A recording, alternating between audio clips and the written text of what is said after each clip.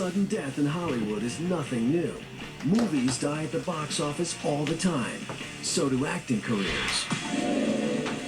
But did a big screen comedy script play a major role in the real-life demise of 5 Hollywood funny men?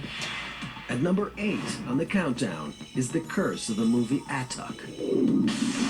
In the late 1970s, a comedy script titled The Incomparable Atuk was making the rounds in Hollywood. The plot was simple. An overweight Eskimo from Alaska dreams of visiting the big city. So many actors who've been associated with this project have died. The script was written with only one performer in mind, John Belushi. Well, you gotta suffer if you want to look good, you know? The fateful choice may have doomed the project from the start. He was reading it, he was preparing for it, and before he could even shoot it, he died. His body was found after what the Los Angeles coroner determined was an overdose of cocaine and heroin. Belushi was dead, but his spirit may still have had influence on the script. In medieval times, a book curse was used to inflict harsh punishment on anyone who took a manuscript from its rightful owner. A few years after Belushi's death, the screenplay was dusted off and handed to another actor. It's comedy. This time, comedy heavyweight Sam Kinison was cast in the title role. Usually you get famous because you're funny, and then you destroy yourself. No, Sam did it the other way.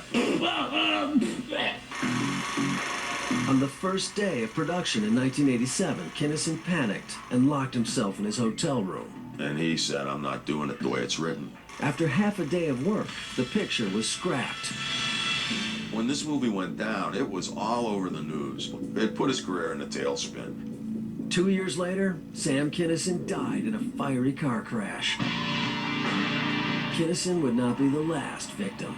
The supposed curse struck again in 1994. I still wanted to make the movie. And they said, well, if you can get John Candy, we'll do it. In other news, comic actor John Candy has died of a heart attack.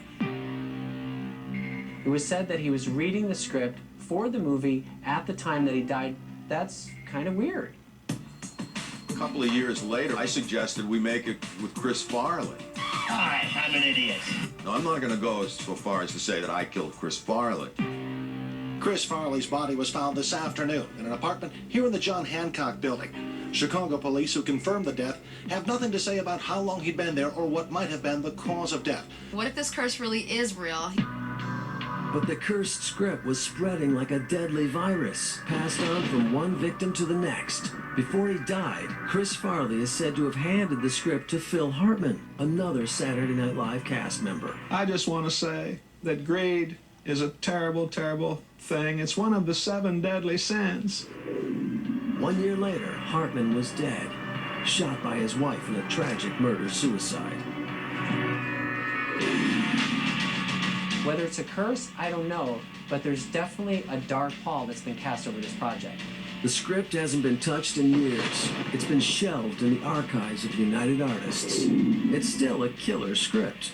And if the film is ever produced, the leading role is available for any actor who dares. When I started this interview, I told you I wasn't superstitious and I didn't believe in curses. I now do.